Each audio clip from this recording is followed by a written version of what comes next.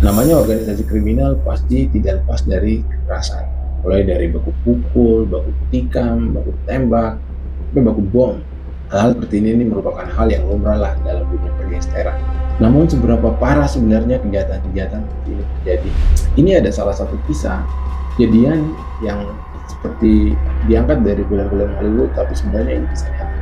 Kisah klasik di mana anak dari seorang gembong narkoba terkenal ditangkap oleh kepolisian dan pasukan-pasukan dari bos narkoba ini turun untuk perang lawan polisi dan tentara demi membebaskan anaknya si bos.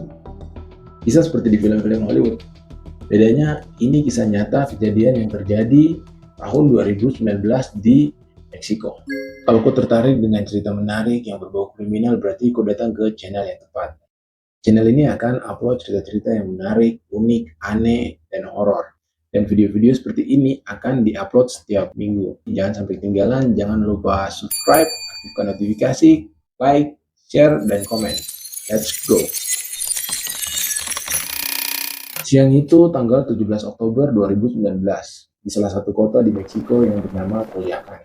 Kehidupan terjadi seperti biasanya, semuanya normal. Anak-anak kecil pulang sekolah, toko-toko buka, orang-orang jualan, semuanya normal. Namun, di salah satu sudut kota, pasukan elit yang namanya GOPS dan tentara nasional yang namanya Guardia Nasional datang melakukan penggerebekan ke salah satu komplek perumahan yang tampak sederhana. Dan dalam penggerebekan ini, seorang pria berhasil ditangkap. Pria ini bukan sembarang orang. Yang ditangkap itu namanya Ovidio Guzman Lopez. Saat ditangkap, pria itu terlihat seperti santai sekali. Sementara dengan pakaian lengkap, dengan senjata, tangkap pria itu dan dorong ke tembok, tahan begini di tembok. Pria itu terlihat sangat santai, malah pria itu sambil buat panggilan telepon. Cek saja di telepon, ngobrol di telepon, nggak tahu pria itu lagi ngomongin apa. He is captured by the police. It's a major arrest. El Chapo's son is very much like his... Yang pasti obrolan itu akan berujung ke kacauan yang terjadi beberapa menit kemudian. Karena beberapa menit setelah pria itu dibawa ke kantor polisi, kota itu berubah jadi neraka. Belum bahas lebih jauh gimana sampai kota itu bisa berubah jadi neraka, pertama-tama harus bahas dulu siapa sebenarnya pria itu. Ovidio Guzman Lopez merupakan anak dari gembong narkoba yang paling terkenal di Amerika, mungkin di seluruh dunia. Gembong narkoba yang sekelas Pablo Escobar. Bahkan menurut DEA atau Badan Anti Narkoba Amerika, ayah dari Ovidio ini lebih kaya daripada Pablo Escobar. Dan kota di mana Ovidio ditangkap itu merupakan markas besar gangster ini. Jadi markasnya itu di kota itu, namanya Culiacan.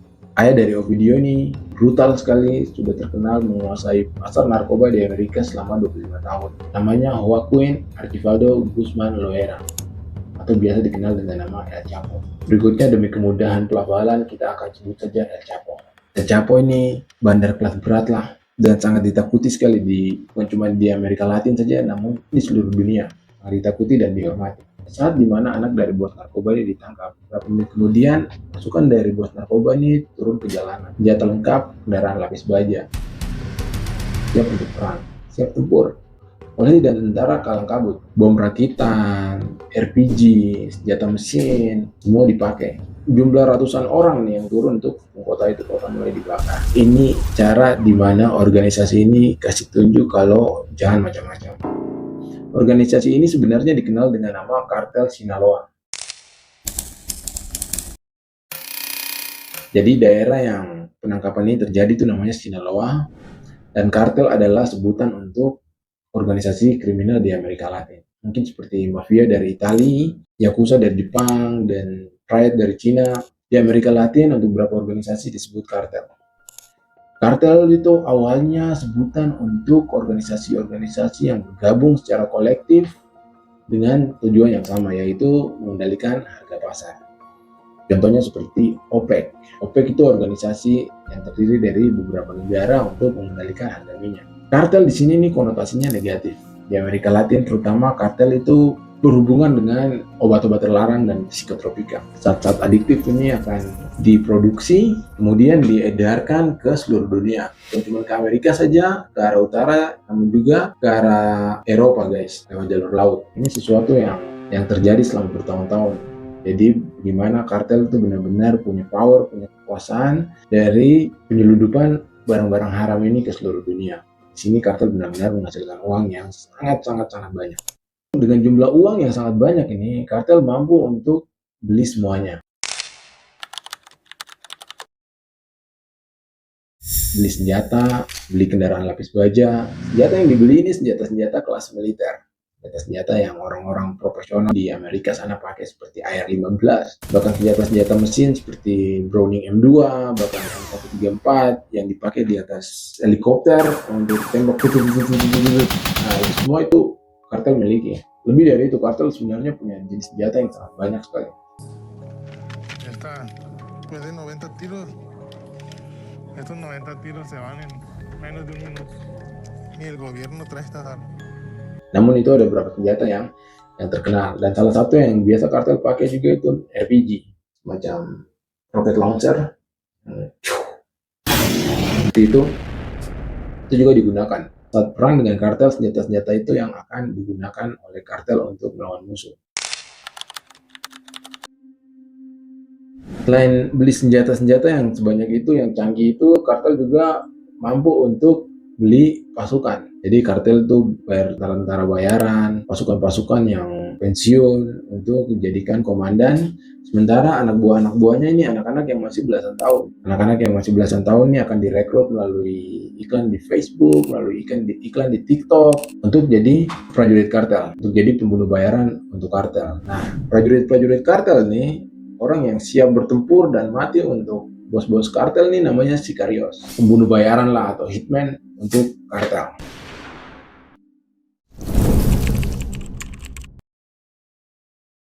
Penangkapan terjadi dalam beberapa menit, kota itu dikepung oleh pasukan-pasukan kartel nih, oleh sicarios. Jadi saat kejadian seperti itu biasanya kartel itu gabung virus. Organisasi A, organisasi B, itu semua saling connect dengan radio yang punya jalur khusus frekuensi tertentu. Pasukan-pasukan ini semua tumpah ke dalam kota itu, ke dalam kota Culiacan, dan melakukan baku tembak dengan aparat, dengan tentara, dengan polisi. Baku tembak di mana polisi-polisi itu dipukul mundur karena memang bukan cuma kalah jumlah, tapi secara senjataan polisi juga kalah. Dan harus diingat kalau kartel ini naik kendaraan lapis baja, atau biasa orang-orang sebut tank kartel, kendaraan yang dimodifikasi supaya anti peluru. Saat turun ke kota, benar-benar kota itu dibakar, kantor polisi dan sekitarnya itu dibom rakitan. Bahkan orang-orang mulai tembakan RPG ke jalanan. Rakyat sipil lari kalang kabut, semuanya kacau. Ini semacam perang sipil ya kalau dibilang, karena kalau teman-teman bayangkan kartel itu kenapa paling brutal, karena kartel itu punya tingkat kematian akibat perang narkoba ini itu sama seperti perang di Syria, perang di Yemen. Bahkan tingkat kematian akibat perang antara Ukraina dan Rusia itu jauh di bawah perang kartel. Padahal kalau dipikir-pikir itu cuma di dalam satu negara saja loh, jauh di bawah. Ini kita bicara tentang angka di mana yang mati itu ratusan ribu jiwa, 200.000, 300.000, 400.000 jiwa. Jadi memang tingkat kebrutalan yang kartel lagi pamerkan ini bukan kelas gangster lagi, ini sudah kelas perang sipil, seperti perang-perang di Timur Tengah, seperti perang Syria, perang di Afghanistan. Ini parah sekali teman-teman. Ini benar-benar kalau dibayangkan ini levelnya sangat parah kalau dibandingkan dengan organisasi-organisasi kriminal yang lain. Kenapa sampai tingkat kematian akibat organisasi kriminal di Amerika Latin ini bisa setinggi itu? Alasannya cuma satu, karena uang. Kartel-kartel dan organisasi-organisasi kriminal di Amerika Latin itu menghasilkan ratusan triliun rupiah setiap tahun. Jadi memang barang-barang haram itu didistribusikan ke pasar Amerika dan Eropa. Semua itu dikuasai oleh kartel-kartel ini. Jadi geng-geng seperti geng-geng yang ada di Eropa dan geng-geng seperti yang ada di Amerika, seperti Mafia, Bloods, atau Crips, ambil barang di kartel-kartel ini dan dijual kembali lagi on the street di Eropa maupun di Amerika.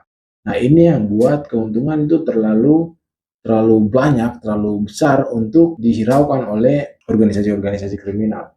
Dengan uang sebanyak itu, semuanya bisa dibeli. Mulai dari senjata-senjata canggih, transportasi yang lapis baja, bahkan pemerintah juga bisa dibeli. Semua dibayar. Pemerintah bukan cuma pemerintah Meksiko saja yang bisa dibayar, namun orang-orang yang kerja jadi perbatasan itu pun dibayar, disogok oleh kartel-kartel ini. Jadi pas mobil berisi barang haram ini lewat, orang-orang ini akan periksa dan tutup mata supaya mobil itu bisa masuk ke Amerika Serikat. Saat lewat dari pagar yang dibangun oleh Donald Trump nih, pagar itu ada boril patrol yang khusus untuk pickup paket yang dilempar lewat pagar ini, di pickup dan diantar ke koneksi yang ada di Amerika untuk didistribusikan lagi dan dijual. Sebagian hasil dari penjualan itu yang dikirim kembali ke Meksiko itu dalam bentuk uang dan senjata. Ini adalah siklus penjualan obat-obat terlarang yang terjadi selama bertahun-tahun di Amerika Latin. Dan ini yang membuat kartel-kartel narkoba di sana itu sangat powerful. Lu punya uang, lu punya kuasa. Ingat ya, pemerintah itu menjadi salah satu institusi yang dapat keuntungan paling besar dari transaksi ini. Karena pemerintah sekelas kepala polisi dan tentara, bahkan sampai level-level presiden pun dibagi secara rata. Setiap bulan itu kartel siapkan jutaan dolar Amerika untuk menyuap orang-orang ini. Ini menyedihkan, ini mengerikan, ini horor sekali, tapi ini kenyataan. Karena organisasi-organisasi kriminal ini tidak akan bertahan lama kalau tidak main dengan pemerintah. Jadi ini semacam kerjasama tim lah. Yang paling parah dampaknya itu sampai ke anak-anak muda, generasi muda, anak-anak yang usia masih belasan tahun, itu biasanya ingin bergabung dengan organisasi-organisasi kriminal untuk mendapatkan uang. Karena memang kehidupan di Amerika Latin sangat-sangat menyedihkan. 1 dari 2 orang di sana itu ada di bawah garis kemiskinan. Dan bukan cuma itu saja, parahnya kartel-kartel ini nih bikin iklan di Facebook dan di TikTok. Iklan pekerjaan yang sah, datang dan bergabung. Dan saat bergabung itu ternyata anak-anak ini dilatih untuk menjadi tentara bayaran, untuk menjadi sicarios. Un día normal y me sale una oferta. ¿Y qué es lo que ellos usan en la foto? Camionetas, carros, armas. Y te ponen, ¿quieres trabajar tú en las 4 letras? Entonces yo veo eso y yo digo, pues sí, yo quiero trabajar. Dan bukan cuma itu saja, anak-anak yang perempuan, yang cewek-cewek ini berusaha untuk bisa punya pasangan dari kartel nih, karena menurut mereka pasangan dari kartel itu akan kasih keamanan dalam artian security secara fisik maupun secara finansial. Creo que a la mujer le encanta la adrenalina, le encanta el riesgo.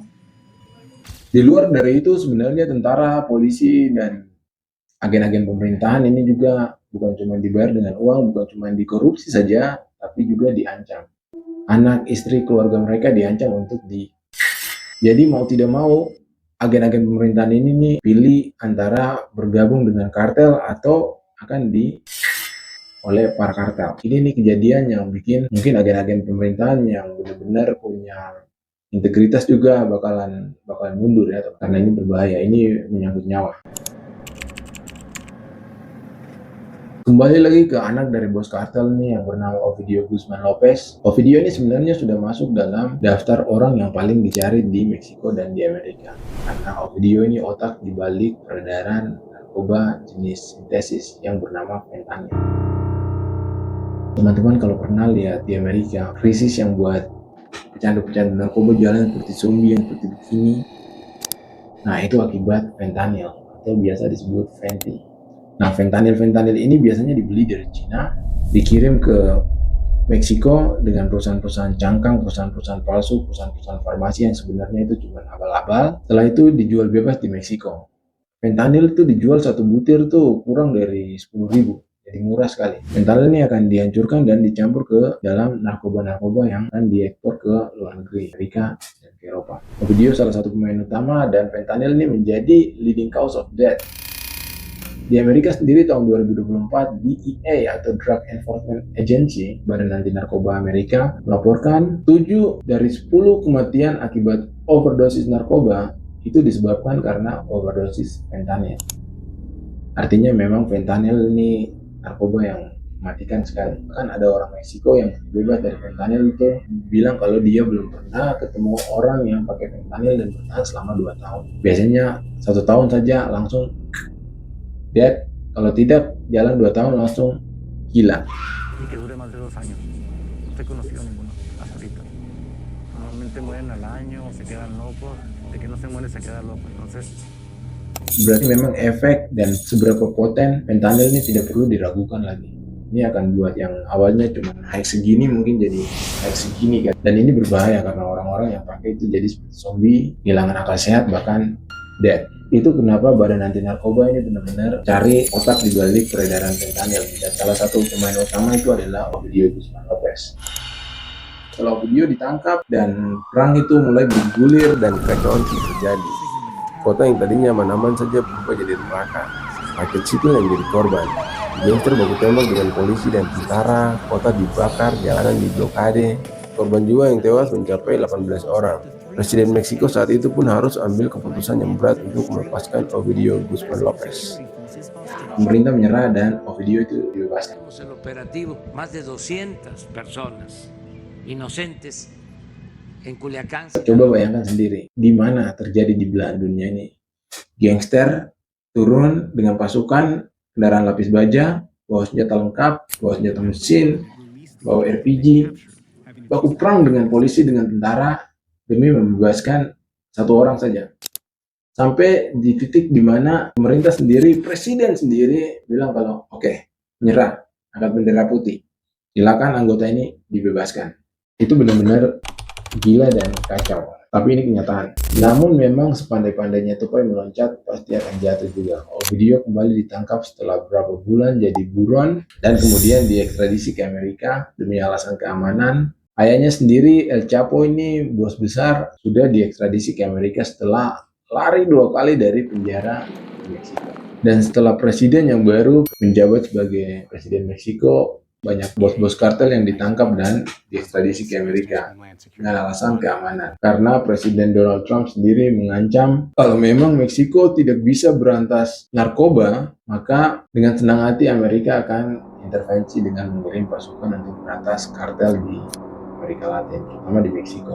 Dan tentara-tentara yang turun untuk patroli, untuk cek orang-orang yang berhubungan dengan organisasi narkoba, kartel, dan penjual-penjual fentanyl itu turun dengan senjata lengkap, bukan cuma 1 mobil 2 mobil, tapi biasa ke truk untuk melakukan semacam sweeping gitu lah. Mulai ada perubahan pelan-pelan, dan ini juga jadi pelajaran untuk kita semua. Pada akhirnya sesuatu yang berhubungan dengan hal-hal seperti ini ya, kekayaan yang didapatkan dengan jalan pintas dan singkat itu akan hilang karena salah satu orang ini yang kerja jadi sikarios atau pembulu bayaran untuk kartel bilang kalau lifespan atau umur mereka itu hanya 14 sampai 21 tahun, karena di antara 14 sampai 21 tahun itu pasti akan mati, mungkin ditembak atau seperti itulah, karena memang kekerasan di dalam dunia kartel itu terlalu tinggi. Jadi untuk hidup lebih lama dari 21 tahun itu kemungkinan kecil sekali. Ini kenyataan pahit yang dialami oleh orang-orang yang bekerja dengan organisasi-organisasi kriminal. Terlepas dari itu ada beberapa pelajaran yang bisa diambil. Pertama, lu punya uang, lu punya kuasa. Itu asli, itu real. Dengan jumlah uang yang banyak, kartel-kartel ini mampu untuk beli persenjataan, beli kendaraan lapis baja, dan yang paling penting, suap pemerintah. Supaya aktivitas-aktivitas ilegal kartel ini bisa dilakukan dengan mulus.